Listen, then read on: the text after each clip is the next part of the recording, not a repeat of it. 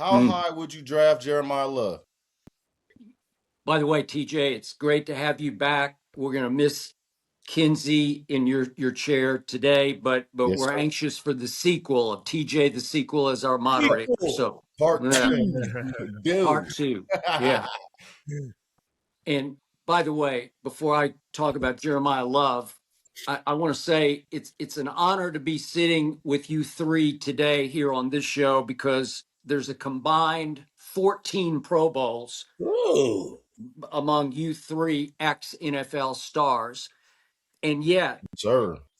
I spent Thursday, Friday, Saturday, Sunday watching this combine. And I got to tell you, it was like another level of athleticism. Yeah. I just, no, seriously, where I just said, what is happening here? It's like an evolutionary level of bigger, stronger, faster. And that brings me to Jeremiah Love. So I'm not going to give this young man godlike status like a lot of the analysts are. I'm not even going to go so far as to say he's the best player in this draft. But I will say this. He's going to be better than Ashton Genty. And that's a mouthful coming from me because I liked Ashton Genty. I kept arguing with the Keeve all year about I needed to see a little more, but he was stuck on a really bad football team. And maybe we will see more and more and more as he gets his quarterback and other skill players around him. But I did not think that Jeremiah Love would run at the combine because he didn't need to run because he's projected, like Mel Kiper already had him at 9 going to the Chiefs, and now he's vaulted into the top 5. But he didn't need to do this. And I remind you, only 10 of the running backs of the 21 running backs at the combine dared to run the 40. And yet, if you do run and you're highly ranked already, you run the risk of blowing your draft status. And this kid immediately showed that he's bigger, stronger, and faster than Ashton Genty because he ran what I would call the most beautiful 40-yard dash I think I've ever seen. It was the essence of athleticism, of power and speed, and just athletic grace. It just knocked me out of my chair because it looked so pure. And then NFL Network immediately cut to his father up in the stands who shook his head in disappointment at 4.36, like he expected better than 4. And I'm like, what? This is crazy. So my only two questions about Jeremiah Love were at Notre Dame. Remember, he's got a kid at Notre Dame, Jadarian Price, who's going to go in the first round, maybe at the bottom. Kuiper's got him like going 28 in the first round. So you're sharing the load with another first round pick.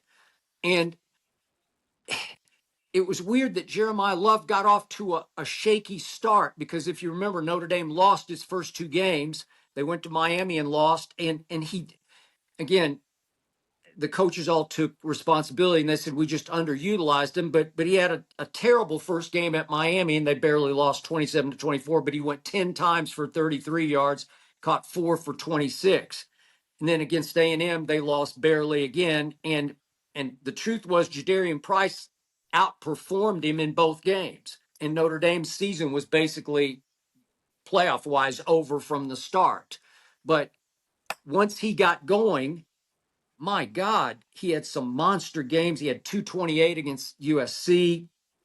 And after what I saw in that 40-yard dash and what I saw from him catching the football, because he catches it like a wide receiver. And he's kind of like DK Metcalf a little bit. Like he can be a little bit stiff in the running drills, but he's just so powerfully strong and fast. He had 60 forced missed tackles where he forced the missed tackle. And I like his character. His mom has served for a long time as a sergeant in the St. Louis Police Force. His father was a veteran Army officer, and he's just high character. And somebody's going to get a really, really good back.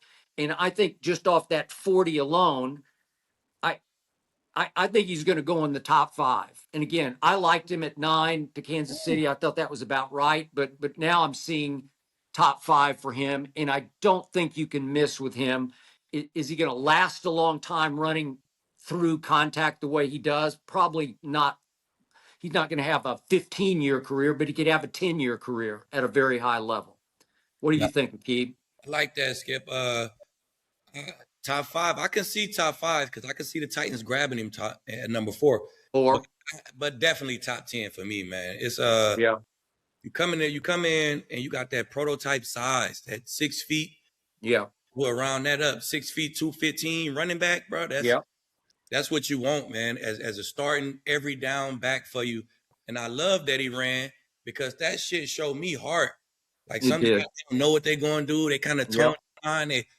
I might do good. I might forget all that, man. Go run, go compete. All the dogs is here.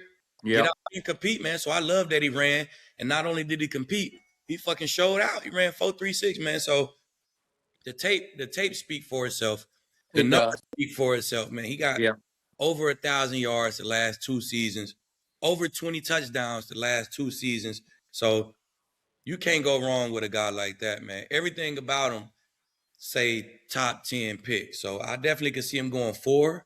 I could see him going 7 to the Commanders, 8 to the Saints. Maybe they'll do something with Kamara, 8 to the Saints.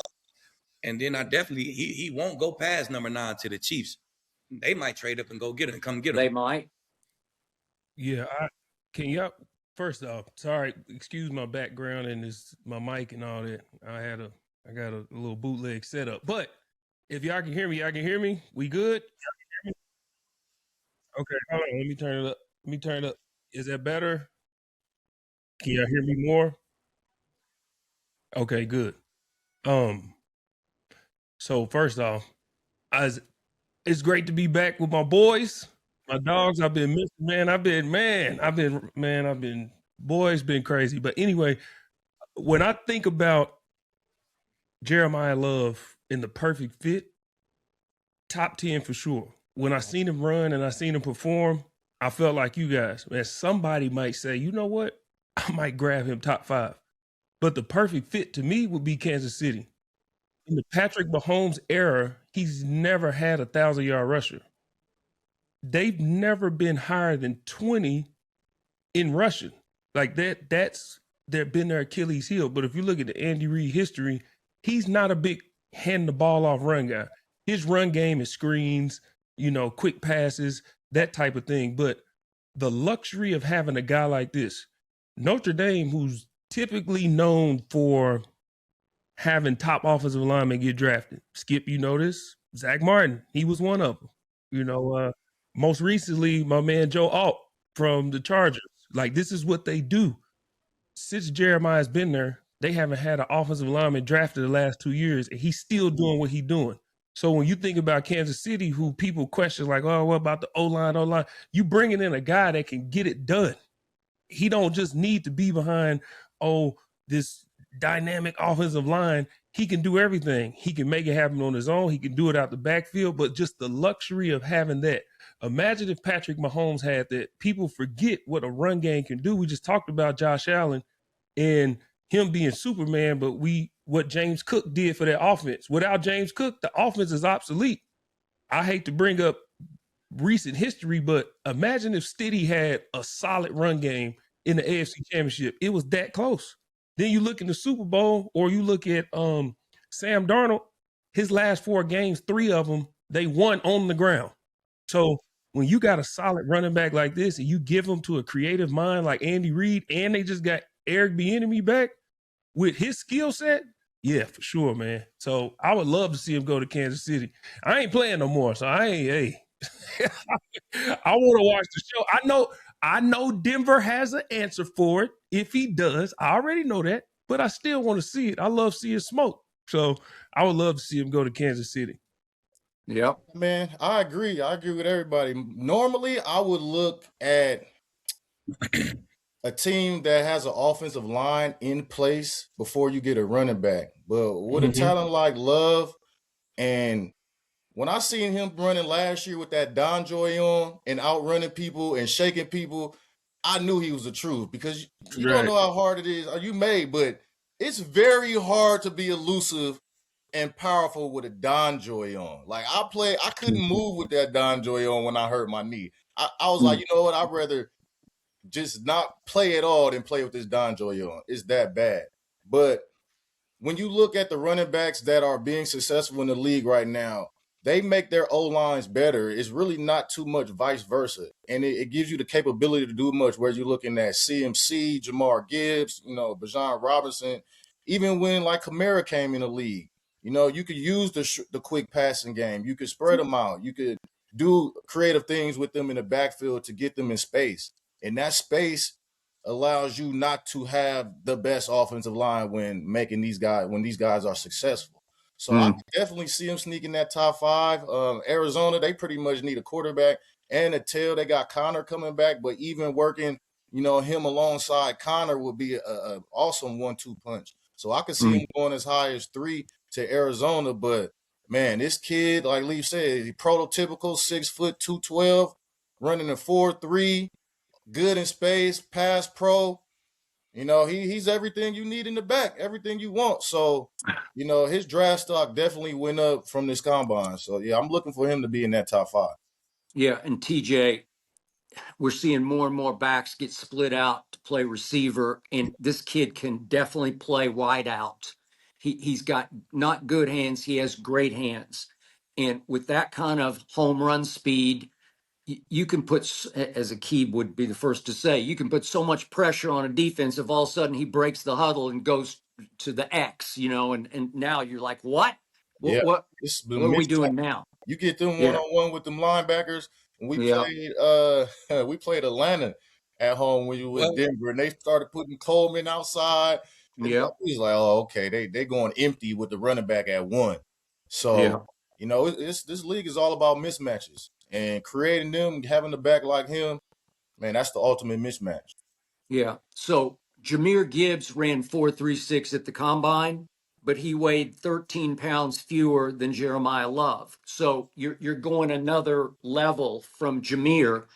And we see what, Jahmyr is just electric to me. I know when Dallas plays Detroit, I fear Jahmyr more than anybody. And now you've got Jahmyr's speed in bigger, stronger body. So, ooh, That to me, he got that Adrian Peterson look, like that, just a man child in that backfield. And so them running backs is just different, bro. It's different when you see a smaller, okay, he is smaller. Then when you got that man back there and he still got the same gas as some little guys, the same elusiveness as some little guys. And he can block, man. He can get out there, catch passes. Man, he the one. I know you say you won't crown him, Skip, but I'm looking at him as whoever get their hands on this kid, he's gonna be the one. He's gonna be the offensive rookie of the year conversation. He's gonna be the one of this draft. Yeah. Speaking of, go ahead, Gerald. You want to go? To your point, man. Getting him with a great offensive mind will be like key for him. He's going to be good regardless, but I like you even bringing up New Orleans, man. You get him with Kellen Moore, where he can draw it up. You see how he drew it up with Saquon. You got a guy that's in that mode. He can hand it off to him. You can throw it out the backfield, some screens, whatever, little gadgets. He can do everything. So if you get him with a creative mind offensively, oh, shoot, man, he going to be a headache. He going to be one of those people where y'all know defensively, he's a weapon. He ain't just a running back. So we get in the defensive meeting, we looking like, hey, who we got to identify? Find him. Wherever he lined up at, that's where our eyes need to be. Y'all know our game planning for guys like that. He's one of them. Yeah, and Akib, does it concern you at all that he is sharing the load at Notre Dame, or was sharing the load with another first-round pick of a running back? No, at all, because you look at his production and it looked like, how is he sharing the load? Man, he coming out with 1,000 yards and 20 touchdowns, 30 catches, 250 yards, and 3 touchdowns receiving. Like, man, that's them crazy numbers to be sharing the load. And honestly, I like a running back, a little fresher running back. I don't want my running back to come 30 touches a game, banged up. Yeah, save and preserve that body a little bit, man. Then so I think that's that adds a little extra to him that he's not all beat up. I know he got the little knee injury or whatever, but He did. just I not mean, that's the one. same load as your average first round running back. All right. And then I wanted to get you guys' opinion of the fact that this young man has already developed and written his own comic book series based on a character that he calls Jera Monstar, who is based upon his own supernatural exploits, supernatural abilities.